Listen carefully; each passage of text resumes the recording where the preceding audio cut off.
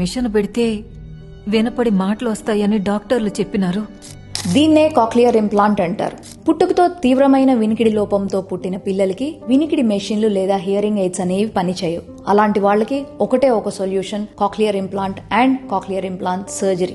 1 నుండి 5 సంవత్సరాల లోపల పిల్లలకి ఈ తీవ్రమైన వినికిడి లోపంతో ఉన్న వాళ్ళకి కాక్లియర్ ఇంప్లాంట్ సర్జరీ కనుక చేయించుకుంటే మనలాగే వినగలుగుతారు, మనలాగే మాట్లాడగలుగుతారు. లేదా లైఫ్ లాంగ్ వాళ్ళు డెఫ్ అండ్ మ్యూట్ అంటే మూగా మరియు చెవుడుగా మిగిలిపోవాల్సి వస్తుంది. దీనికోసము గవర్నమెంట్ స్కీమ్స్ ఉన్నాయి.